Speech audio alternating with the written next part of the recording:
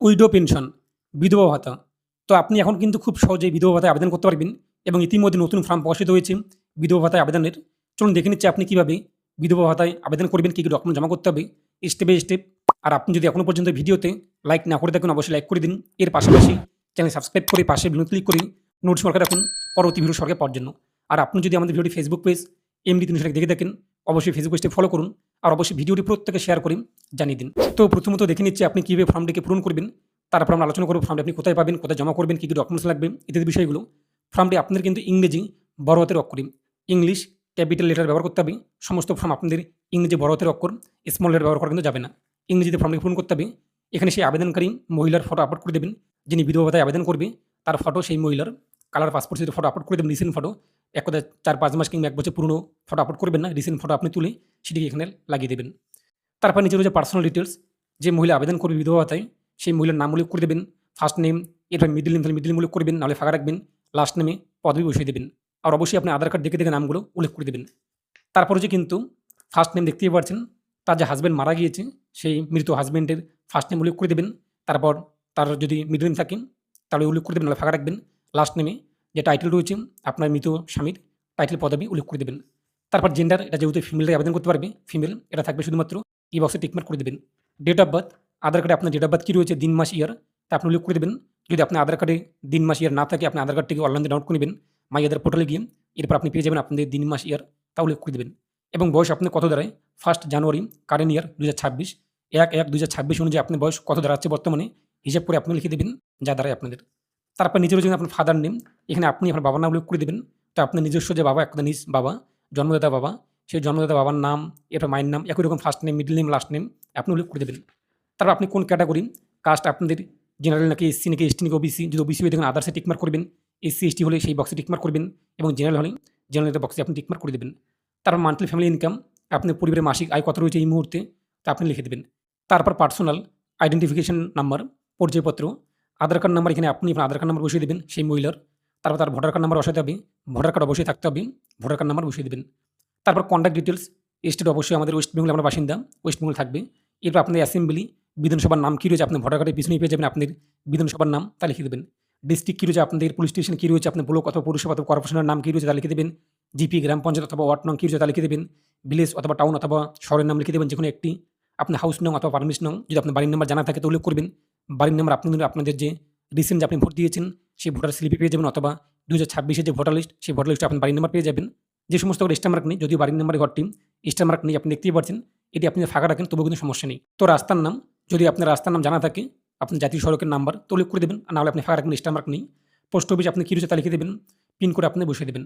এবং সেই মহিলা ওয়েস্ট বেঙ্গলে পশ্চিমবঙ্গে কদিন ধরে বসবাস করছে, যদি জন্ম থেকে পশ্চিমবঙ্গে বসবাস করে থাকে তাহলে তার বয়স যত রয়েছে বর্তমানে সেই বয়সটা আপনি লিখে দেবেন। কিংবা পশ্চিমবঙ্গে যদি বসবাস করে 10, 20, 30 বছর হয়ে থাকে তাহলে আপনি সেটা লিখে দেবেন। যদি জন্ম থেকে পশ্চিমবঙ্গে বসবাস করে, জন্মই পশ্চিমবঙ্গে হয়েছে, তো তার যে বয়স বর্তমানে সেটাই আপনি লিখে দেবেন। তারপর মোবাইল নাম্বার, আধার কার্ডে যে মোবাইল নাম্বার লিঙ্ক রয়েছে সেই মোবাইল নাম্বারটি বসিয়ে দেবেন। তারপর ইমেল আইডি যদি থাকে ইমেল আইডি উল্লেখ করবেন, জিমেল আইডি, নাহলে আপনি ফাঁকা রাখবেন। তারপর ব্যাঙ্ক অ্যাকাউন্টের ডিটেলস, আপনার যদিও টাকাটা ডিবিটির মধ্যে পাঠানো হবে, তারপর আপনার ব্যাঙ্কে তত চাওয়া হচ্ছে এবং এই ব্যাঙ্ক অ্যাকাউন্টে আপনাদের ডিবিটি লিঙ্ক অ্যাক্টিভ করে নেবেন। যদি ডিবিটি লিঙ্ক না করা থাকে নিকটবর্তী শাখায় অথবা অনলাইনে আপনি ডিবিটি লিঙ্ক করতে পারবেন। তো আপনার ব্যাঙ্কের নাম ওয়েস্ট বেঙ্গল গ্রামীণ ব্যাঙ্ক নাকি স্টেট ব্যাঙ্ক নাকি কানাডা নাকি সেন্ট্রাল নাকি যা রয়েছে আপনাদের অ্যাকর্ডিং সেই ব্যাঙ্কের নাম লিখে দেবেন। অবশ্যই আপনি সমস্ত ফর্মটি ক্যাপিটাল ইংরেজি বড় হাতের অক্ষরে পূরণ করবেন। তারপর ব্যাঙ্ক ব্রাঞ্চ নেম, ব্যাঙ্কের শাখা নাম উল্লেখ করে দেবেন, ব্যাঙ্ক অ্যাকাউন্ট নাম্বার উল্লেখ করে দেবেন, আইএফসি কোড বসিয়ে দেবেন। এগুলো আপনি আপনার ব্যাঙ্কের যে পাসবই সেখানে পেয়ে যাবেন। এখন ডকুমেন্টস আপনি কী কী জমা করতে হবে, প্রথমত রয়েছে কিন্তু পাসপোর্ট সাইজ কালার ফটো, সেই আবেদনকারী মহিলার কিন্তু ফটো আপলোড করতে হবে, একটা বসাতে হবে ফর্মের সঙ্গে। আমরা ফর্মের সঙ্গে বসিয়ে দিয়েছি, এই বক্সে টিকমার্ক করে দেবো।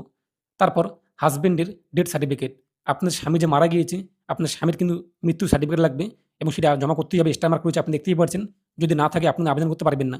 অনেকে প্রশ্ন করবেন আপনাদের স্বামীর ডেথ সার্টিফিকেট নেই, তাহলে আপনি আবেদন করতে পারবেন না। ডেথ সার্টিফিকেট আপনি বানিয়ে নিন, পরবর্তী যখন আবারও আবেদন শুরু হবে তারপর আপনি আবেদন জানিয়ে দেবেন। কপি অফ আধার কার্ড, আবেদনকারী সেই মহিলার আধার কার্ড, তার ভোটার কার্ড, এই সমস্ত বক্সে টিকমার্ক করবেন, জমা করে দেবেন জেরক্স। তারপর হচ্ছে কিন্তু কপি অফ কাস্ট সার্টিফিকেট, যদি আপনার কাস্ট সার্টিফিকেট থাকে এসসি এসটি ওবি সার্টিফিকেট, তো এই বক্সে টিকমার্ক করে আপনি আপনার এসসি এসটি ওবি সার্টিফিকেট জমা করে দেবেন। না থাকলে আপনি এই সমস্ত বক্সে ক্লোজ করে দেবেন, স্টার মার্ক নেই, সমস্যা নেই। এরপর আপনার কপি অফ রেসিডেন্সিয়াল সার্টিফিকেট, বসবাসের প্রমাণপত্র সার্টিফিকেট লাগবে। তো আপনি আপনার গ্রাম পঞ্চায়েত অথবা যে পৌরসভা সেখান থেকে আপনি আপনার রেসিডেন্সিয়াল সার্টিফিকেট, বসবাসের সার্টিফিকেট, ইনকাম সার্টিফিকেটগুলো সংগ্রহ করতে পারবেন। এগুলো আপনি তুলে নেবেন এবং এই দুটো বক্সে আমি টিকমার্ক করে দেবেন। তো যদিও এখানে স্টার মার্ক নেই, অবশ্যই আপনি আপনাদের গ্রাম পঞ্চায়েত অথবা পৌরসভা থেকে বসবাসের সার্টিফিকেট এবং ইনকাম সার্টিফিকেট তুলে নেবেন এবং অবশ্যই ফর্মের সঙ্গে জমা করে দেবেন, নয়তো আপনার ফর্ম কিন্তু বাতিল হতে পারে। তারপরে যে কিন্তু ব্যাংকের পাসবইয়ের যে প্রথম পাতা, তো যেখানে আপনার অ্যাকাউন্ট নাম্বার, আপনার নাম, আইএফসি কোড, এমআইসিআর নং, ফটো ইত্যাদি বিষয়গুলো রয়েছে, সেই পেজটিকে আপনি জেরক্স জমা করে দেবেন। আদার্স যদি আপনার আরও কোনো ডকুমেন্টস থাকে, রেশন কার্ড কিংবা প্যান কার্ড কিংবা ড্রাইভিং লাইসেন্স ইত্যাদি বিষয়গুলো ডকুমেন্টস থাকে এক্সট্রা, তো আপনি এই বক্সে টিকমার্ক করে আপনার রেশন কার্ড, প্যান কার্ড জমা করতে পারেন। যদি আপনার না থাকে এবং জমা করতে চান না, তো এই বক্সটি আপনি ক্লোজ করে দেবেন। তারপর সেলফ ডিক্লারেশন, স্বঘোষণাপত্র। নিচে রয়েছে কিন্তু আপনি কি আগে থেকে এই সমস্ত স্কিম টাকা পাচ্ছেন কিনা।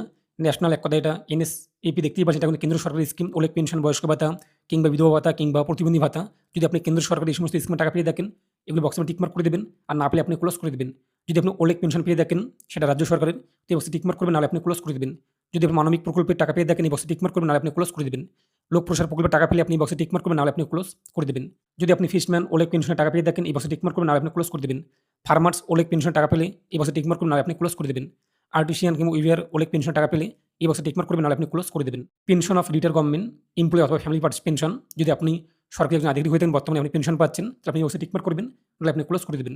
তারপর নিচে আপনি আপনার সিগনেচার করে দেবেন সেই মহিলা, যদি সিগনেচার পারে সিগনেচার করবে, যদি সিগনেচার না পারে টিপসই দিয়ে দেবে এবং এখানে ডেট উল্লেখ করে দেবেন, যেটি আপনি ফর্মটাকে জমা করবেন সেই ডেটটি উল্লেখ করে দেবেন। তারপরে অ্যাকনোলেজমেন্ট স্লিপ, এটা আপনাকে দিয়ে দেবে ক্যাম্প থেকে, আমাদের শিবির থেকে, যাতে আপনি পরবর্তীতে স্টার চেক করতে পারবেন কিংবা যেখানে আপনি জমা করবেন সেখানে আপনাদের এটা দিয়ে দেবে। এবং এটা আমাদের 2 নম্বর পেজ। এরপরে যে আমাদের 3 নম্বর পেজ, 3 নম্বর পেজে রয়েছে কিন্তু ফর অফিস ইউজ অনলি, এটা আমাদের জন্য না, ফর অফিস ইউজ অনলি, এটা কিন্তু আধিকারিক ফিল আপ করবে। 3 নম্বর পেজটি, এটা আমরা ফিল আপ করবো না, কোথাও আপনার সিগনেচার করতে হবে না। কিন্তু 4 নম্বর পেজে আধার সম্মতিপত্র, আধার কনসেন্ট, কী করতে হবে এখানে, এই যে আবেদনকারী মহিলা তার আধার কার্ড নাম্বার বসিয়ে দেবেন। যে মহিলা আবেদন করছে বিধবা ভাতায়, তার এখানে আধার কার্ড নাম্বারটি বসিয়ে দেবেন। তিনি এখানে সিগনেচার করবে, যদি সিগনেচার না পারে টিপসই দিয়ে দেবে। তারপর নিচে তার নাম আবার উল্লেখ করে দেবে, যদি নাম এখন সিগনেচার করতে না পারে আবার এখানে টিপসই দিয়ে দেবে এবং নিচে আপনি সিগনেচারটি করে দেবেন। তারপর আধার সম্মতিপত্র বাংলা একই ফর্ম, এখানে আপনি আপনার আধার কার্ড নাম্বারটি বসিয়ে দেবেন, সেই মহিলার আধার কার্ড নাম্বার, যে আবেদন করবে বিধবা ভাতায় তার কিন্তু এখানে আধার কার্ড নাম্বারটি বসাতে হবে। তারপর একই রকম সিগনেচার করে দেবে, সিগনেচার না পারলে টিপসই দিয়ে দেবে, নিচে সেই আবেদনকারী মহিলার নাম উল্লেখ করতে হবে, তো নাম যদি লিখতে না পারে টিপসই দিয়ে দেবে এবং নিচে আপনি তার নামটি লিখে দেবেন। তো এটাই কিন্তু কাজ। এবং এই সমস্ত ফর্ম আপনি পূরণ করে ডকুমেন্ট সহকারে নিকটবর্তী যে ইতিমধ্যে জনকল্যাণ শিবির চলছে সেখানে আপনি জমা করে দেবেন এবং সেখান থেকে আপনি সম্পূর্ণ বিনামূল্যে ফর্মগুলো সংগ্রহ করতে পারবেন। এবং এছাড়াও যদি পরবর্তীতে বিডিও অফিসে জমা নিয়ে থাকে কিংবা এসডিও অফিসে, তো আপনি এই ফর্মটিকে পূরণ করে জমা করতে পারবেন। এ নিয়ে আপনার মতামত কমেন্টে পেশ করুন, আর অবশ্যই ভিডিওটি প্রত্যেকে শেয়ার করে জানিয়ে দিন।